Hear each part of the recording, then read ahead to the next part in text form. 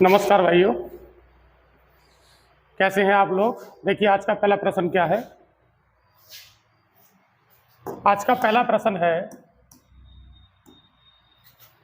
एक व्यापारी अपनी चीजों का क्रय मूल्य 10% बढ़ाकर अंकित करता है या निर्धारित करता है और उसी विक्रय मूल्य पर 10% की छूट देता है, तो उसे कितने प्रतिशत का लाभ या हानि होगा ये आपको बताना है। उसे कितने प्रतिशत का लाभ या हानि होगा ये आपको बताना है। सबसे पहले हम ये मान लेते हैं कि उस व्यक्ति ने वस्तु कितने में खरीदी है। उस व्यक्ति ने वस्तु कितने में खरीदी है नहीं पता, मैंने 100 माना है। उस व्यक्ति को वह वस्तु कितने रुपए की पड़ी है, उसने उसे कितने में खरीदा है, हमें उसका मूल्य नहीं पता, मैंने उसका मूल्य 100 माना है। आपके प्रश्न में कहा जाता है कि 10% बढ़ाकर निर्धारित करता है। इसका मतलब है कि इसका जो अंकित मूल्य होगा, जो एमआरपी होगा, वो क्रय मूल्य के संदर्भ में 10% ज्यादा होगा। क्रय मूल्य के संदर्भ में 10% का मतलब है कि मैं 100 को 10% से बढ़ा के लिखूंगा। अगर मैं 100 को 10% से बढ़ा के लिखूंगा तो 110 हो जाएगा। यदि आपने किसी वस्तु का मूल्य अगर 100 रुपये माना है तो जितने प्रतिशत बढ़ाने की हम बात कर रहे हैं उसे उतना ही बढ़ा के लिख देते हैं। यदि क्रय मूल्य का मान 100 रुपये है तो अंकित मूल्य अर्थात जो एमआरपी है 110 हो जाता है। आगे प्रश्न में कहा जाता है कि अंकित मूल्य पर छूट दी जाती है। जब अंकित मूल्य पर छूट दी जाती है तो ये सेल प्राइस या विक्रय मूल्य बन जाता है। आपके प्रश्न में जो अंकित मूल्य है, जो निर्धारित मूल्य है, वो 110 रुपये है। प्रश्न में कहा जाता है कि 10% की छूट दी जाती है। आपको पता है कि डिस्काउंट यानी छूट या बट्टे का मतलब है किसी वस्तु के मूल्य में कमी करना। मैं इसमें 10% का कमी करूंगा तो ये 90 बटे कितना होगा, 100। 90 बटे 100 का मतलब है कि 11 नम कितना होगा, 99। इसका मतलब है कि अगर उसने किसी वस्तु को 100 में खरीदा था तो 99 का बेचा है। अगर 100 में खरीदा है और 99 का बेचा है तो कितने रुपए कम करके बेचा है। आपको पता है कि जितने रुपए कम करके बेचेगा उतने की हानि होगी। और यदि आपने वस्तु का क्रय मूल्य 100 माना है तो ये जितना कम है उतने ही प्रतिशत हो जाता है। आपके प्रश्न का उत्तर है 1% की हानि, जो कि विकल्प आपका डी रहेगा। अगला है 1 प्लस 0.6 प्लस 0.06 प्लस 0.006 प्लस 0.0006। ये आगे ऐसे ही चलता रहेगा। हम इसे ऐड करते हैं तो ये 1.6666 ये ऐसे ही चलता रहेगा। आपको पता है इसे क्या बोलते हैं? इसे हम लोग अशांत आवर्ती दशमलव कहते हैं। ये अशांत आवर्ती दशमलव है। इसे कहा जाता है नॉन टर्मिनेटिंग रिपीटिंग डेसिमल, अर्थात इसे हिंदी में कहेंगे दोहराव वाले अशांत दशमलव, या इसे बोलते हैं अशांत आवर्ती दशमलव। आपको पता है कि जब दशमलव के बाद किसी खास अंक की पुनरावृत्ति होती है उसे रोकने के लिए बार लगा देते हैं। जब दशमलव के बाद किसी खास अंक की पुनरावृत्ति होती है उसे रोकने के लिए बार लगा देते हैं। और इसे हल करने का तरीका यह है कि जो संख्या दशमलव से पहले है उसे प्लस में लेते हैं, जो संख्या दशमलव के बाद है उसे लिख लेते हैं। और जितनी संख्याओं को आपने रोका है, अर्थात जितनी संख्याओं पर आपने बार लगाई है, आपको बटे में उतना ही 9 लगाना होगा। इसे थोड़ा सा हल करेंगे तो 3 दूनी 6 और ये 3 तिया कितना है, 9। 1 प्लस 2/3 का मतलब जो होगा वो 1 सही कितना होगा, 2/3। 1 सही 2/3 आपका पहला विकल्प है। अगला प्रश्न है कि x माइनस वाई का 50%, x माइनस वाई का 50%, 50% का मतलब है 50/100। आगे कहा है x प्लस वाई का 30%, यानी x प्लस वाई का 30% मतलब 30/100। इस सीरीज में हम लोग एसएससी के जितने भी एग्जाम कंडक्ट हुए हैं 2012 से 2022 तक, पिछले 10 सालों का हम बिल्कुल प्रीवियस देखेंगे। कोई भी प्रश्न मैं स्किप नहीं करूंगा, बराबर सारे प्रश्न आपको मिलेंगे। आज हम उस परीक्षा के पेपर देख रहे हैं जो 2012 में हुई है। ये सीजीएल टियर फर्स्ट का एग्जाम है, आप किसी भी किताब से मैच कर सकते हैं। x माइनस वाई का 50% और x प्लस वाई का 30%, नीचे से नीचे हम कैंसिल करते हैं, 0 से 0 काटते हैं। इस 5 का जब अंदर गुणा करते हैं तो ये 5x माइनस कितना हो जाता है 5y। इसी प्रकार उधर भी गुणा करेंगे तो ये 3x प्लस कितना है 3y। x वाले पदों को एक और लेके जाते हैं तो 5x में से 3x गया तो ये आपके पास 2x होगा, और 5y में जब 3y को जोड़ेंगे तो 8y हो जाता है। 2 ही का ना 2, 2 चौक 8 हो जाता है। अर्थात कहने का ये मतलब है कि x अपॉन वाई बराबर ऊपर की तरफ कितना रहेगा 4 और नीचे की तरफ कितना रहेगा 1। x का जो मान है वो 4 है। किसी भी प्रतिशत वाले मान को पता करने के लिए x का मान 4 है, y का मान आपके पास 1 है। आपको बताना है y का, आपको बताना है कि y का मान x का कितने प्रतिशत है। y का जो मान है वो हमारे हिसाब से 1 है, और का वाले मान को तुलना के संदर्भ में नीचे लगाते हैं। तो y का जो मान है वो x के मान का, आपके पास x का मान कितना है 4, कितने प्रतिशत है गुणा 100 करते हैं। हम लोग 4 से इसे थोड़ा सा काट लेते हैं तो ये 25 बार कट जाता है। आपके प्रश्न का उत्तर 25% है। 4 है कि बी ने ए से, सवाल संख्या 4 में कहा जाता है कि बी ने ए से 5,000 रुपए 6% वार्षिक साधारण ब्याज की दर पर उधार लिए, और उसने वह राशि सी को 10% वार्षिक चक्रवृद्धि ब्याज की दर पर उधार दे दिया। यदि बी ने वही राशि 2 वर्षों के बाद सी से वापस प्राप्त की और ए को लौटाई है। देखो प्रश्न क्या है, प्रश्न है कि इसमें जो व्यक्ति बी है, इसमें जो आपके पास व्यक्ति बी है ये मीडिएटर है। बी ने पैसा लिया है ए से और बी पैसा देता है सी को। बी ने ए से 5,000 रुपए लिए हैं। मैं आपको बता दूं कि 6% वार्षिक दर से लिए हैं। यहां पर जो कंडीशन है वो सिंपल इंटरेस्ट में चल रही, और आगे जो पैसा देता है ये 10% की दर से देता है। यहां पर जो है वो कंपाउंड है। एक बात आपको पता होना चाहिए कि पहले वाली जो दर है वो 6% है, मतलब 6% की दर से, 6% की साधारण ब्याज की दर से 2 वर्ष के लिए पैसा लेता है, और 10% चक्रवृद्धि ब्याज की दर से 2 वर्ष के लिए आगे पैसा देता है। उसे जो फायदा होगा इन दोनों तरह के ब्याजों की वजह से फायदा होगा। मैं आपको बता देता हूं कि जब 6% की दर 1 वर्ष की है तो 2 वर्ष की जो दर होगी वो 12% होगी। उसे कुल मिलाकर जो ब्याज लौटाना है वो 12% का ब्याज लौटाना है, लेकिन उसे आगे से जो ब्याज मिलेगा वो 10% का, 10% पहले वर्ष की है और 10% दूसरे वर्ष की है। ये चक्रवृद्धि ब्याज है। चक्रवृद्धि ब्याज में जो वृद्धि होती है वो क्रमागत होती है, मतलब पहले वर्ष में 10% का मतलब 10 से 11, और अगले वर्ष में भी 10 से कितना होगा 11।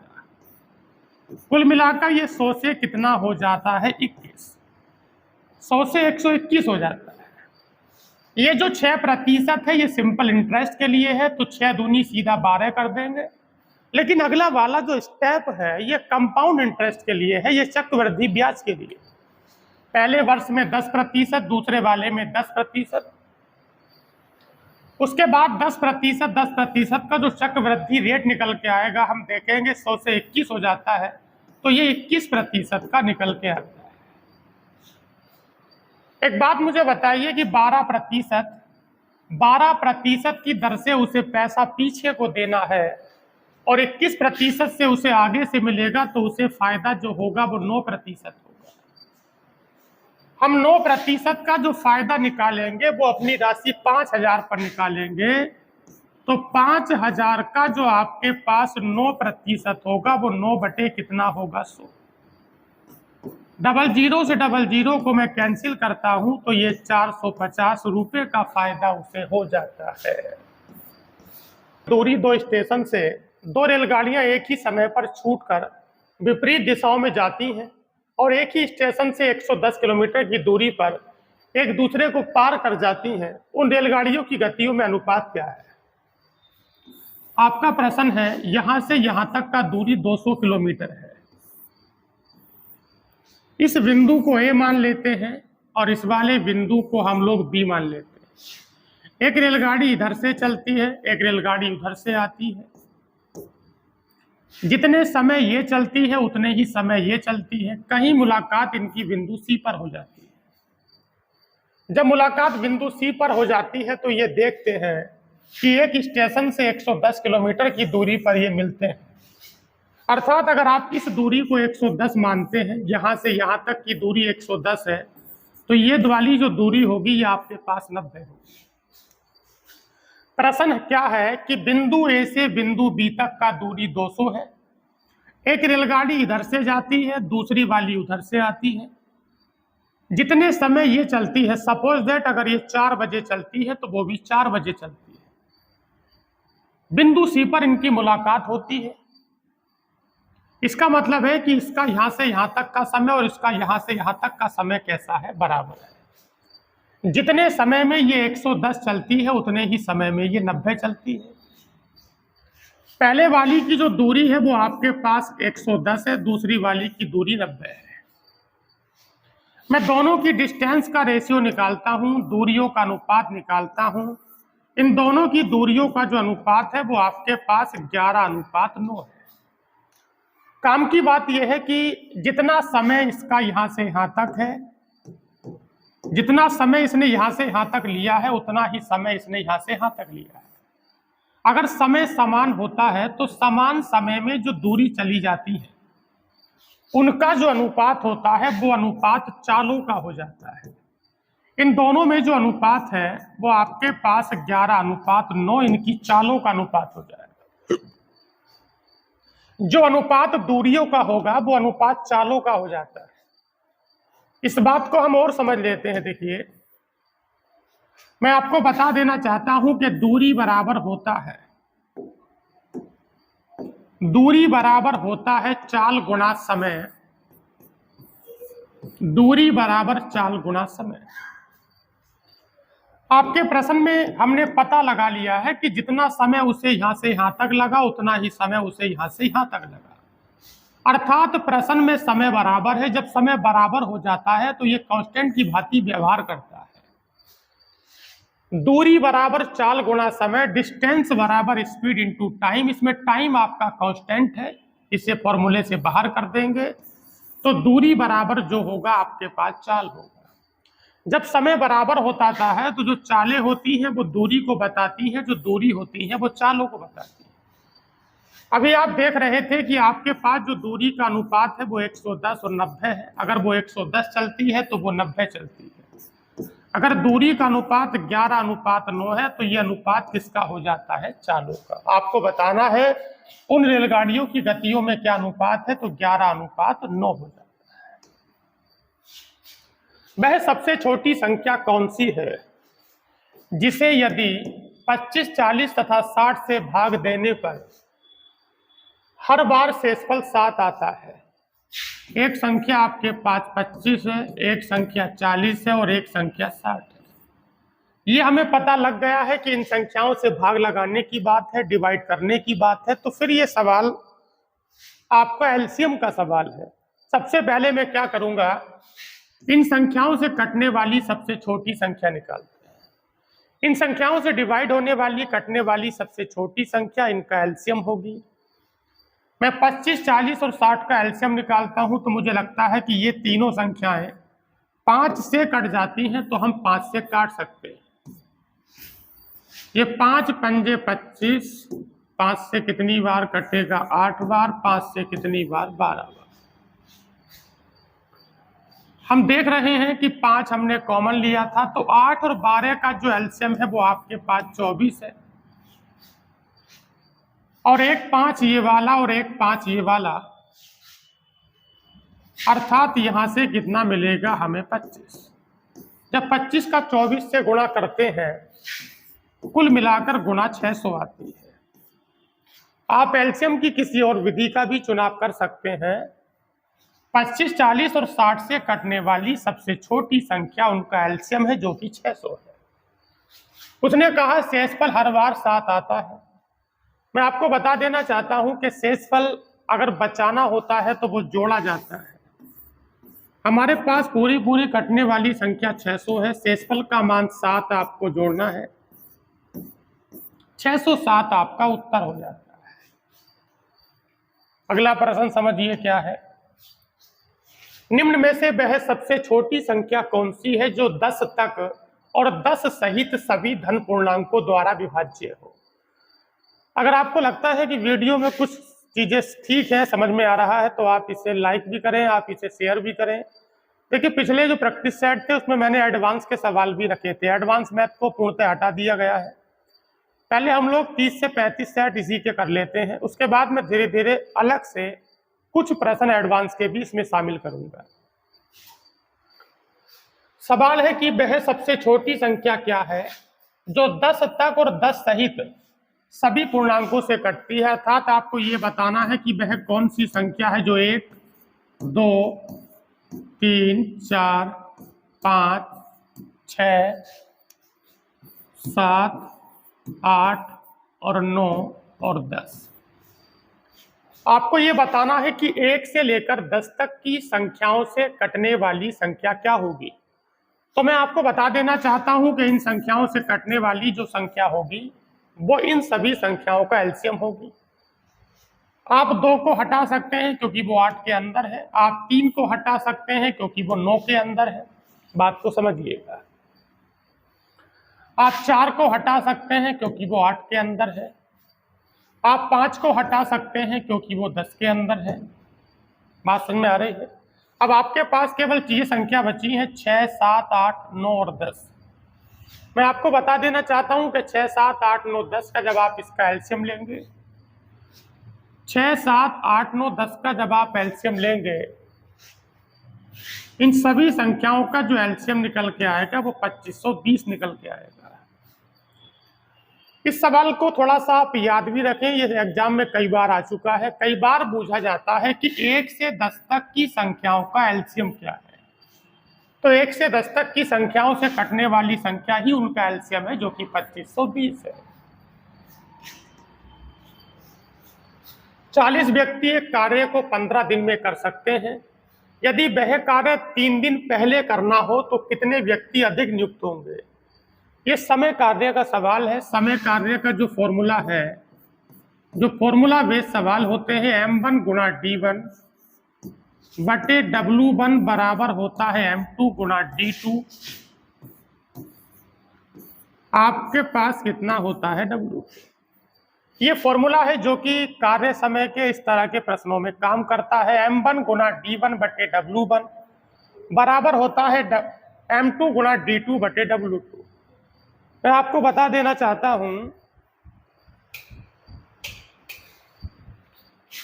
कि जब कार्य सेम होता है तो W1 W2 को नहीं लिखा जाता है, केवल फॉर्मूला इतना लिखा जाता है कि M1 D1 बराबर M2 D2।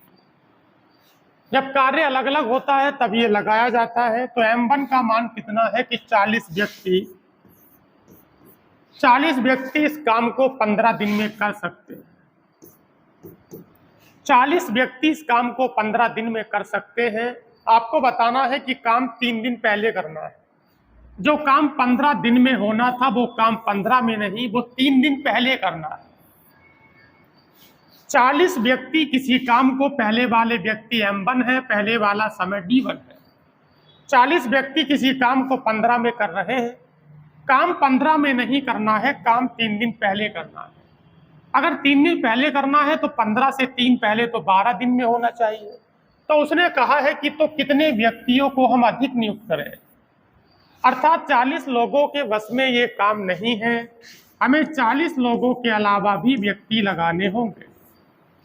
तो वो जो हम एक्स्ट्रा व्यक्ति लगा रहे हैं, जो अधिक वाले व्यक्ति लगा रहे हैं, उनकी संख्या को 22 माना। हम क्या करते हैं, इसे हल करते हैं।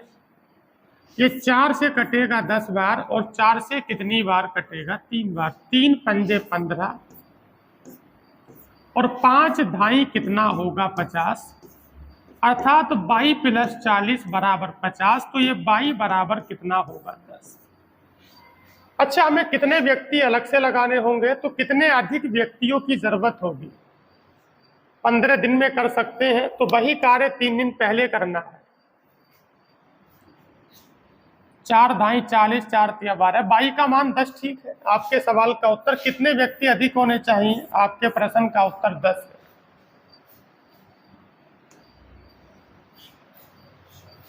एक पिता की उम्र माँ की उम्र से 7 वर्ष अधिक है और वह माँ इस समय अपनी पुत्री की उम्र की 3 गुनी है। देखो, जो उसकी डॉटर है, डॉटर की आयु 10 वर्ष है, पुत्री की आयु 10 वर्ष है।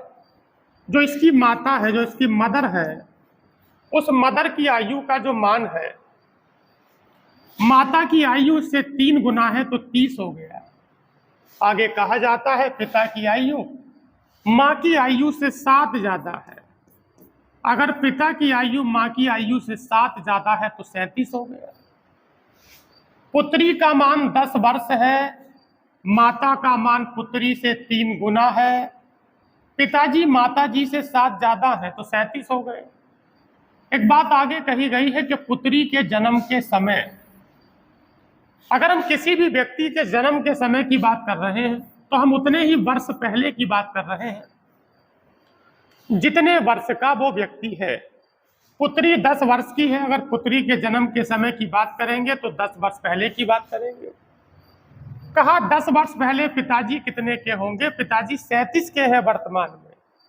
10 वर्ष पहले के जो पिताजी होंगे वो 27 वर्ष के होंगे।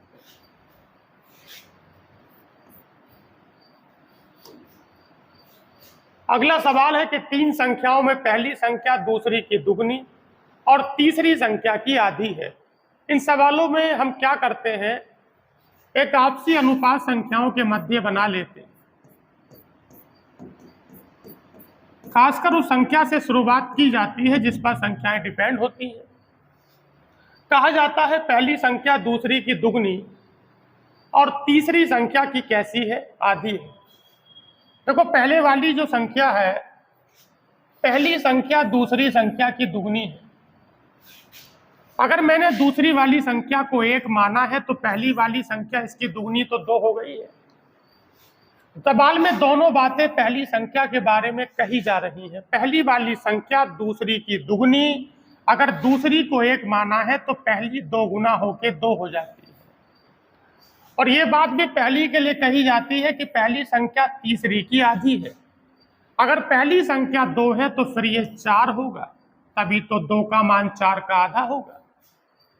हम तीनों को आपस में ऐड करते हैं तो 4 2 6 और 1 कितना होगा, 7 होगा। हम योग की बात कर रहे हैं, योग बराबर होगा औसत गुणा पदों की संख्या। औसत का मान 56 है और ये संख्या आपके पास 3 है। आपको पता है कि 7 से 8 बार काटेंगे तो 1 का मान 8 दिया कितना है, 24। जब 1 का मान 24 है तो पहली संख्या 24 दूनी 48, दूसरी संख्या 24, तीसरी संख्या 24 चौक 96। तो आज का सेशन कैसा रहा आप कमेंट में जरूर बताइए। ठीक है, आज के लिए इतना ही रखते हैं। थैंक यू, धन्यवाद।